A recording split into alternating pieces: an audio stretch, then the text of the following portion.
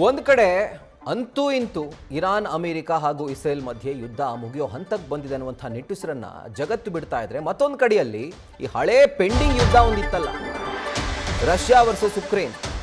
ಈಗ ಅದು ಯಾಕೋ ಬಿರುಸು ಪಡ್ಕೊಂಡಿದೆ. ರಷ್ಯಾ ರಾಜಧಾನಿ ಮೇಲೆ ಉಕ್ರೇನ್ ಡ್ರೋನ್ ಸ್ಟ್ರೈಕ್ ಅನ್ನು ಮಾಡಿದೆ. ರಷ್ಯಾದ ಮೇಲೆ ಈ 2 ವರ್ಷಗಳಲ್ಲಿ ಆದಂಥ ಅತಿ ದೊಡ್ಡ ಅಟ್ಯಾಕ್ ಇದೆ. ಮಾಸ್ಕೋ ಮೇಲೆ ಅಟ್ಯಾಕ್ ಮಾಡಲಾಗಿದೆ. ಇಡೀ ನಗರ ಧಗಧಗಿಸಿದೆ. 555 ಉಕ್ರೇನ್ ಡ್ರೋನ್ಗಳನ್ನು ರಷ್ಯಾ ಹೊಡೆದು ಉರುಳಿಸಿದೆ. ಮಾಸ್ಕೋದ ಪ್ರಮುಖ ತೈಲ ಸಂಸ್ಕರಣಾಗಾರದ ಮೇಲೆ ಇವರು ಅಟ್ಯಾಕ್ ಆಗಿರುವಂಥದ್ದು. ಇದರಿಂದಾಗಿ ಸಂಪೂರ್ಣ ಸಂಸ್ಕರಣಾಗಾರ ಬೆಂಕಿಯಲ್ಲಿ ಧಗಧಗಿಸಿದೆ. ರಷ್ಯಾದ ಮಾಸ್ಕೋದಲ್ಲಿ ಈಗ ಸದ್ಯಕ್ಕೆ ಆತಂಕದ ಪರಿಸ್ಥಿತಿ ನಿರ್ಮಾಣವಾಗಿರುವಂಥದ್ದು. ಒಂದು ಯುದ್ಧ ಜಗತ್ತಿನ ಕುತ್ತಿಗೆಯನ್ನು ಹಿಸುಕ್ತು.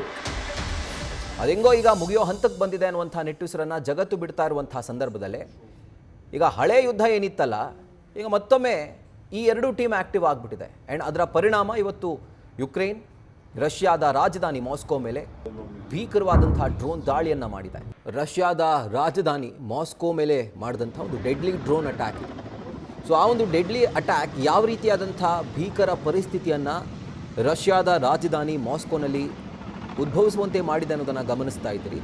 ಮಾಸ್ಕೋದ ಪ್ರಮುಖ ತೈಲ ಸಂಸ್ಕರಣಾಗಾರದ ಮೇಲೆ ಅಂದರೆ ಅದನ್ನು ಟಾರ್ಗೆಟ್ ಮಾಡಿ ಯುಕ್ರೇನ್ ಡ್ರೋನ್ ದಾಳಿಯನ್ನು ಮಾಡಿರುವಂಥದ್ದು.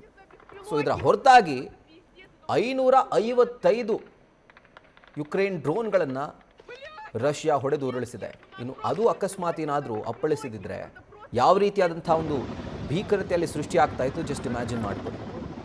ಇದರ ಕುರಿತಾಗಿ ಡೀಟೇಲ್ಸನ್ನು ಕೊಡ್ತಾ ಹೋಗ್ತಾರೆ ನಮ್ಮ ಪ್ರತಿನಿಧಿ ವಿದ್ಯೇಶ್ವರಿ. ಈಗ ಫೋನ್ ಮುಖಾಂತರ ಜಾಯಿನ್ ಆಗಿದ್ದಾರೆ. ವಿದ್ಯೇಶ್ವರಿ, ಈಗ ಮುಂಚೆ ಎಲ್ಲ ಮಿಲಿಟರಿ ಪೊಸಿಷನ್ಗಳು ಅಥವಾ ಸ್ಟ್ರಾಟಜಿಕ್ ಪಾಯಿಂಟ್ಗಳನ್ನು ಟಾರ್ಗೆಟ್ ಮಾಡಿ ದಾಳಿ ಮಾಡಲಾಗ್ತಾ ಇತ್ತು. ಆದರೆ ಈಗ ಎಲ್ಲೋ ಒಂದು ಕಡೆ ಇರಾನ್ ಹಾಗೂ ಅಮೆರಿಕಾದ ಯುದ್ಧದಿಂದ ಆ ಟ್ಯಾಕ್ಟಿಕ್ ಬದಲಾಗಿದೆ. ಎನರ್ಜಿ ಪಾಯಿಂಟ್ಗಳನ್ನು, ಪ್ರಮುಖವಾದಂಥ ಕೇಂದ್ರಗಳನ್ನು ಟಾರ್ಗೆಟ್ ಮಾಡಿ ದಾಳಿ ಮಾಡುವಂಥದ್ದು. ಆ್ಯಂಡ್ ಇವತ್ತು ಅದೇ ಆಗಿರುವಂಥದ್ದು. ಯುಕ್ರೇನ್ ರಷ್ಯಾದ ಪ್ರಮುಖ ತೈಲ ಸಂಸ್ಕರಣಾಗಾರದ ಮೇಲೆ ದಾಳಿ ಮಾಡಿದೆ. ಹಾಗಿದ್ರೆ ಅಮೆರಿಕ ಇರಾನ್ ಯುದ್ಧ ಈ ಹೊಸ ಕಲ್ಚರ್ಗೆ ನಾಂದಿ ಹಾಡ್ತಾ ಅಂತ ಎನರ್ಜಿ ಪಾಯಿಂಟ್ಗಳನ್ನು ಟಾರ್ಗೆಟ್ ಮಾಡಿ ದಾಳಿ ಮಾಡುವಂಥದ್ದು?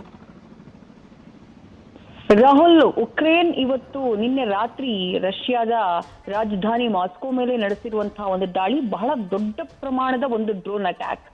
ಗುರಿ ಮಾಡಿರೋದು ಏನನ್ನ ಅಂತಂದ್ರೆ, ನೀವು ಉಲ್ಲೇಖ ಮಾಡಿದ ಹಾಗೆ ಎನರ್ಜಿ ಸೋರ್ಸ್ ಏನಿದೆ, ಅವರ ಎನರ್ಜಿ ರಿಫೈನರಿ ಏನಿದೆ ರೋಸ್ಟೋವ್ನಲ್ಲಿರುವಂತಹ ಒಂದು ತೈಲ ಸಂಸ್ಕರಣಾ ಘಟಕ, ಆ ಘಟಕದ ಮೇಲೆ ಡ್ರೋನ್ ದಾಳಿಯನ್ನ ಮಾಡಲಾಗಿದೆ. ಒಂದು ಮಾಹಿತಿ ಪ್ರಕಾರ ಉಕ್ರೇನ್ನ ಗಡಿಯಿಂದ ಮಾಸ್ಕೋಗೆ ಇರುವಂತಹ ಅಂತರ ಸುಮಾರು 550 ಕಿಲೋಮೀಟರ್ಗಳಷ್ಟು. ಸೊ ಜೆಲೆನ್ಸ್ಕಿ, ವ್ಲಾದಿಮಿರ್ ಜೆಲೆನ್ಸ್ಕಿ ಏನ್ ಹೇಳ್ತಾರೆ ಅಂತಂದ್ರೆ, ಉಕ್ರೇನ್ನ ಅಧ್ಯಕ್ಷ ಅವ್ರು ಹೇಳ್ತಾರೆ, ಬಹಳ ದೀರ್ಘವಾಗಿ ಹೋಗುವಂತಹ ಶಸ್ತ್ರಾಸ್ತ್ರಗಳನ್ನು ಬಳಸಿ ನಾವು ದಾಳಿಯನ್ನ ಮಾಡಿದ್ವಿ. ಈ ದಾಳಿ ನಮ್ಮ ಮೇಲಾಗಿರುವಂತಹ ದಾಳಿಗೆ ಇದು ಪ್ರತೀಕಾರ. ಕಳೆದ ವಾರ ಉಕ್ರೇನ್ನ ಕೀವ್ ನಗರದ ಮೇಲೆ ರಷ್ಯಾ ದಾಳಿಯನ್ನ ಮಾಡ್ತು. ಅದಕ್ಕೆ ಪ್ರತಿಕ್ರಿಯೆಯಾಗಿ ನಾವು ಈ ಅಟ್ಯಾಕ್ ಅನ್ನ ಮಾಡಿದೀವಿ. ಯುದ್ಧ ನಮಗೂ ಕೂಡ ಬೇಕಾಗಿಲ್ಲ, ನಾವು ಯುದ್ಧವನ್ನ ಬಯಸ್ತವರಲ್ಲ, ರಷ್ಯಾ ಯುದ್ಧವನ್ನ ಸ್ಟಾಪ್ ಮಾಡಬೇಕು. ಆದ್ರೆ ಒಂದು ವೇಳೆ ಉಕ್ರೇನ್ ಹೊತ್ತಿ ಹೊರದ್ರೆ ಮಾಸ್ಕೋ ಕೂಡ ಸುಟ್ಟು ಹೋಗುತ್ತೆ ಅಂತ ಹೇಳಿ ಎಚ್ಚರಿಕೆಯನ್ನ ಕೊಟ್ಟಿದ್ದಾರೆ ಉಕ್ರೇನ್ನ ಅಧ್ಯಕ್ಷ ಜೆಲೆನ್ಸ್ಕಿ. ಇಲ್ಲಿ ಎಷ್ಟು ಡ್ರೋನ್ಗಳನ್ನ ಬಳಸಿ ದಾಳಿ ಮಾಡಲಾಗಿದೆ? ಬಿಬಿಸಿ ವರದಿಯ ಪ್ರಕಾರ ರಾಹುಲ್, ಸುಮಾರು 1200ಕ್ಕೂ ಹೆಚ್ಚು ಡ್ರೋನ್ಗಳನ್ನ ಏಕಕಾಲದಲ್ಲಿ ಬಳಕೆ ಮಾಡಿ ಮಾಸ್ಕೋ ಮೇಲೆ ಅಟ್ಯಾಕ್ ಮಾಡಲಾಗಿದೆ. ಮಾಸ್ಕೋದ ಆಯಿಲ್ ರಿಫೈನರಿ ಹಾಗೆಯೇ ಅವರ ಪ್ರಮುಖ ಸ್ಟ್ರಕ್ಚರ್ಸ್ ಏನಿದೆ, ಇನ್ಫ್ರಾಸ್ಟ್ರಕ್ಚರ್ ಏನಿದೆ, ಅದನ್ನ ಗುರಿಯಾಗಿಸಿ ದಾಳಿ ಮಾಡಲಾಗಿದೆ. ಹಾಗೆ ತೂರಿ ಬಂದಂತಹ ಡ್ರೋನ್ಗಳಲ್ಲಿ ರಷ್ಯಾ ಹೇಳ್ಕೊಂಡಿರುವ ಪ್ರಕಾರ, ರಷ್ಯಾದ ರಕ್ಷಣಾ ಇಲಾಖೆ ಹೇಳ್ಕೊಂಡಿರುವ ಪ್ರಕಾರ ಸುಮಾರು 1000ದಷ್ಟು ಡ್ರೋನ್ಗಳನ್ನ ಅವರು ಇಂಟರ್ಸೆಪ್ಟ್ ಮಾಡುವಲ್ಲಿ ಸಕ್ಸಸ್ ಆಗಿದ್ದಾರೆ. 1000ದಷ್ಟು ಡ್ರೋನ್ಗಳನ್ನ ಇಂಟರ್ಸೆಪ್ಟ್ ಮಾಡಿದ್ದಾರೆ. ಹಾಗೆ 4 ಕ್ರೂಸ್ ಮಿಸೈಲ್ಗಳನ್ನ, ನಾವು ಉಕ್ರೇನ್ನಿಂದ ಹಾರಿ ಬಂದಂತಹ ಕ್ರೂಸ್ ಮಿಸೈಲ್ಗಳು, ಅದನ್ನ ನಾವು ಇಂಟರ್ಸೆಪ್ಟ್ ಮಾಡಿದೀವಿ ಅಂತ ಹೇಳಿ ರಷ್ಯಾ ಹೇಳ್ಕೊಳ್ಳುವಂತಹ ಕೆಲಸ ಮಾಡಿದೆ. ಆದ್ರೆ ಉಳಿದಂತಹ ಸುಮಾರು 200 ಡ್ರೋನ್ಗಳು ನಿಗದಿತ ಗುರಿಗೆ ಹೋಗಿ ಹಿಟ್ ಮಾಡಿದ್ದಾವೆ, ದೊಡ್ಡ ಮಟ್ಟದ ಡ್ಯಾಮೇಜ್ ಮಾಡಿದ್ದಾವೆ. ಡ್ಯಾಮೇಜ್ ಭಾರಿ ಪ್ರಮಾಣದಲ್ಲಿ ಯಾಕೆ ಕಾಣಿಸ್ತಾ ಇದೆ ಅಂತಂದ್ರೆ, ಡ್ಯಾಮೇಜ್ ಆಗಿರುವುದು ರಷ್ಯಾದ ತೈಲ ಸಂಸ್ಕರಣಾ ಘಟಕಕ್ಕೆ. ರೋಸ್ಟೋವ್ನಲ್ಲಿರುವಂತಹ ಈ ತೈಲ ಸಂಸ್ಕರಣಾ ಘಟಕ ಏನಿದೆ, ಕಳೆದ 1 ತಿಂಗಳಿನಲ್ಲಿ ಇದು 3ನೇ ಬಾರಿ ಅದು ಅಟ್ಯಾಕ್ಗೆ ಒಳಗಾಗ್ತಾ ಇರೋದು. 1 ವಾರದಲ್ಲಿ ಇದು 2ನೇ ಬಾರಿ ಅಟ್ಯಾಕ್ಗೆ ಒಳಗಾಗ್ತಾ ಇರೋದು. ಸುಮಾರು 17 ಮಂದಿ ಈ ಘಟನೆಯಲ್ಲಿ ಗಾಯಗೊಂಡಿದ್ದಾರೆ ಅನ್ನುವಂಥ ಮಾಹಿತಿ ಇದೆ. ರಷ್ಯಾ ಹಾಗೆ ಉಕ್ರೇನ್ನ ಯುದ್ಧಕ್ಕೆ ಹಾಗಾದ್ರೆ ಕೊನೆನೇ ಇಲ್ವಾ? ಜಗತ್ ಕೇಳ್ತಾ ಇರುವಂತಹ ಪ್ರಶ್ನೆ ಇದು. ಯಾಕಂದ್ರೆ ಯುದ್ಧ ಆರಂಭ ಆಗಿದ್ದು 2022 ಫೆಬ್ರವರಿ 24ನೇ ತಾರೀಕು. ಆವತ್ತು ಆರಂಭವಾದಂತಹ ಯುದ್ಧ ಇವತ್ತಿನವರೆಗೂ ಕೂಡ ಕಂಟಿನ್ಯೂ ಆಗಿದೆ. 2023ರಲ್ಲೂ ಇದೇ ರೀತಿಯಾದಂತಹ ಒಂದು ಡ್ರೋನ್ ದಾಳಿಯನ್ನ ಮಾಸ್ಕೋ ಮೇಲೆ ಸಂಘಟಿಸುವಂತಹ ಕೆಲಸವನ್ನ ಉಕ್ರೇನ್ ಮಾಡಿತ್ತು. ಆದ್ರೆ ಈ ಪ್ರಮಾಣದಲ್ಲಿ ಡ್ರೋನ್ಗಳ ಬಳಕೆ ಆಗಿರ್ಲಿಲ್ಲ. ಕಳೆದ ವರ್ಷವೂ ಕೂಡ ಭಾರಿ ಪ್ರಮಾಣದಲ್ಲಿ ಡ್ರೋನ್ಗಳನ್ನ ಬಳಸಿ ರಷ್ಯಾ ಆಘಾತಕ್ಕೊಳಗಾಗಬೇಕು ಆ ರೀತಿಯಾದಂತಹ ದಾಳಿಯನ್ನ ಮಾಡಲಾಗಿತ್ತು. ಆದ್ರೆ ಈ ಬಾರಿ ನಡೆಸಿರೋದು ಅತಿ ದೊಡ್ಡ ದಾಳಿ, ಅದು ತೈಲ ಸಂಸ್ಕರಣಾ ಘಟಕದ ಮೇಲೆಯೇ ಅಟ್ಯಾಕ್ ಆಗಿರೋದ್ರಿಂದ ಈ ದಾಳಿಯ ಪ್ರಮಾಣವೂ ಕೂಡ ಬಹಳ ದೊಡ್ಡ ಮಟ್ಟದಲ್ಲಿ ಕಾಣಿಸ್ತಾ ಇದೆ. ಬಟ್ ಇದಕ್ಕೆ ರಷ್ಯಾದ ಪ್ರತಿಕ್ರಿಯೆ ಏನಾಗಿರುತ್ತೆ? ರಷ್ಯಾ ಹಾಗೆ ಉಕ್ರೇನ್ ಮಧ್ಯೆ ಶಾಂತಿ ಸಂಧಾನಕ್ಕೆ ಜಗತ್ತಿನ ಹಲವು ರಾಷ್ಟ್ರಗಳು ಪ್ರಯತ್ನವನ್ನ ಪಟ್ಟಿದ್ದಾವೆ.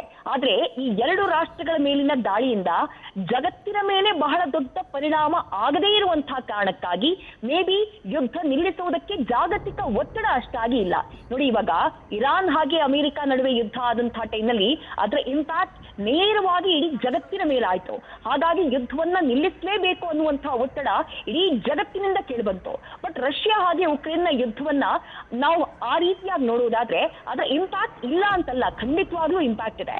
ಬಟ್ ಅದರ ಇಂಪ್ಯಾಕ್ಟ್ ರಷ್ಯಾ, ಅಮೆರಿಕ ಹಾಗೆ ಇರಾನ್ನ ಯುದ್ಧ ಮಾಡಿದಷ್ಟು ಜಾಗತಿಕ ಮಟ್ಟದಲ್ಲಿ ಇಂಪ್ಯಾಕ್ಟ್ ಮಾಡಿಲ್ಲ. ಆ ಕಾರಣಕ್ಕಾಗಿ ಯುದ್ಧ ಇನ್ನೂ ಕೂಡ ಮುಂದುವರೆದಿದೆ. 4.5 ವರ್ಷಗಳಾಗ್ತಾ ಬಂತು. ಉಕ್ರೇನ್ ಅಧ್ಯಕ್ಷ ಜೆಲೆನ್ಸ್ಕಿ ಈ ದಾಳಿಯ ನಂತರ ಅವರು ಕೊಟ್ಟಿರುವಂತಹ ಪ್ರತಿಕ್ರಿಯೆ ಇದೇನೆ, ಯುದ್ಧ ನಮಗೂ ಬೇಕಾಗಿಲ್ಲ, ಯುದ್ಧವನ್ನ ನಾವು ಕೂಡ ಬಯಸ್ತಾ ಇಲ್ಲ, ಯುದ್ಧ ಸ್ಟಾಪ್ ಆಗ್ಬೇಕು ಅಂತಾನೆ ನಾವು ಬಯಸ್ತಾ ಇರೋದು. ಬಟ್ ರಷ್ಯಾ ಅದಕ್ಕೆ ಮುಂದಾಗಬೇಕು. ಈ ಗ್ಯಾಪ್ ಅಲ್ಲಿ ಅವರೇನಾದ್ರೂ ನಮ್ಮ ಮೇಲೆ ದಾಳಿಯನ್ನ ಮಾಡಿದ್ರೆ ಮಾಸ್ಕೋನ ಸುಟ್ಟು ಹಾಕೋದಕ್ಕೆ ನಾವು ಸಿದ್ಧ ಇದೀವಿ ಅನ್ನುವಂತಹ ಹೇಳಿಕೆಯನ್ನ ಕೊಟ್ಟಿದ್ದಾರೆ Rahul. Right Vidyashree, thank you ಡೀಟೇಲ್ಸ್ಗೆ.